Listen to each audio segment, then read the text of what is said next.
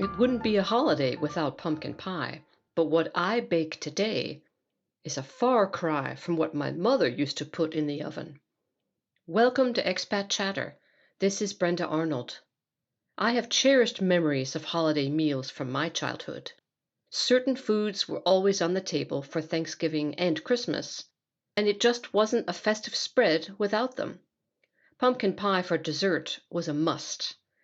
But that was many years ago and 8,000 kilometers across the Atlantic Ocean, and the pie I bake today is quite different from the one my mother made. Pumpkins originally come from America. Although first imported to Europe centuries ago, they were not always as popular as they are now, particularly in Germany. Also, Germany was not nearly as Americanized several decades ago as it is today. There were virtually no breakfast cereals on the shelves, hardly any American candy, fewer processed foods, and the basic ingredient for pumpkin pie was missing too. You might think that ingredient would be pumpkin, which is very wholesome, and I encourage you to keep up your unprocessed diet principle of no trash. But when I was growing up, processed foods were all the rage. So in my family, we used what most people did to make pumpkin pie, lovingly referred to as pumpkin stuff, which was canned pumpkin. You just had to open the can, which we did with our automatic can opener, of course. Wouldn't want to exert too much effort for something we're putting in our bodies. Add spices, eggs, and condensed milk, pour it into a pie shell, and bake it. Welcome to 1970s American cuisine. It was a culinary Wild West of prepackaged food, ready-made ingredients, and unresearched chemicals. Yeehaw! But not only did Germany have no pumpkin mix, they didn't even have pumpkins. This is hard to fathom today, looking at the roadside tables here piled high with the giant orange fruit, just like in the US. It's easy for me to wax nostalgic while standing at one of these tables, remembering the pumpkin patches at home, right up until a BMW or Mercedes roars up beside me, interrupting my reverie. This is Germany, after all. The large-scale cultivation of pumpkins became noticeable here at some point in the 1990s, but this was not to satisfy my craving for pumpkin pie, but rather to bolster a growing Halloween tradition. There was money to be made.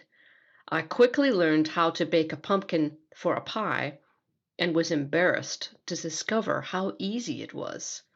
Feeling smug about this new expertise, during an October visit to my sister one year, I encouraged her to bake her Halloween pumpkin too, instead of letting it rot on the front porch as usual.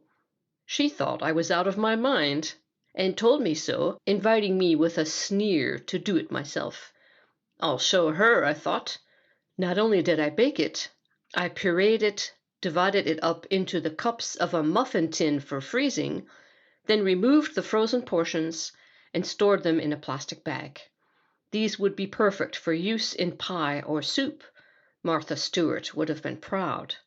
My 1970s-style cooking mother would have been perplexed at all the effort. But what I did not consider was my father, who was living with my sister at the time. Alone during the day, he would fix meals by scrounging around in the kitchen to see if there were any leftovers. After all, it's a dad's job to eat those leftovers. God forbid they learn how to cook, mere decades after separating from their wives. And my father took that duty very seriously. Now, what you must understand is that this was a man who insisted on eating burnt toast, which was fine once you scraped off the ashes, even if what remained was only a third of the toast. He also made jumbo-sized bowls of popcorn that he would feed off of for a week, right down to the last stale kernel. In short, he was not the kind of person who questions food. When my sister came home from work one day, he mentioned his latest culinary foray in her kitchen. "Those muffins sure are funny tasting." Muffins? What muffins? The pumpkin muffins, the ones in the freezer. He had taken a frozen blob of pumpkin puree out of the bag, microwaved it, and wondered why the muffin melted.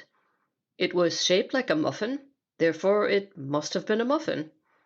It's a testament to how one can be fooled by outward appearances, and to my father's deep-seated certainty that anything in the freezer is edible, as is.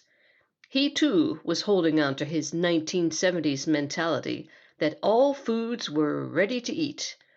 The idea that something might require further preparation was foreign to him, especially if it required his involvement in that preparation. My sister took several minutes to stop laughing. That was years ago. Since then, I have refined my pumpkin pie art.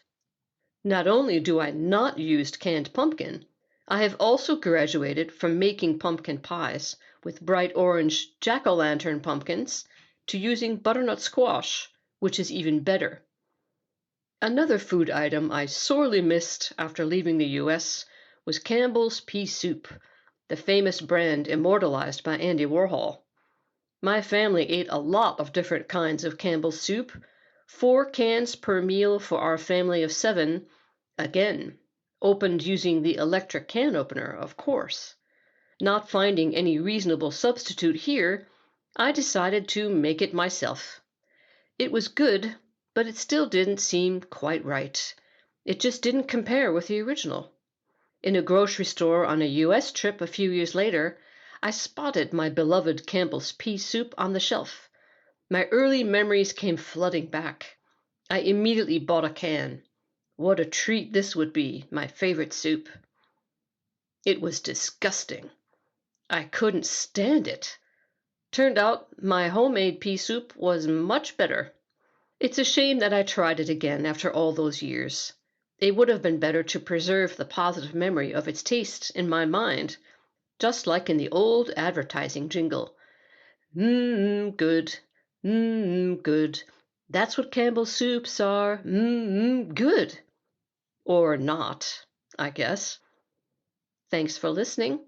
And if you enjoyed this podcast, please forward it to a friend. Thanks, and see you next time.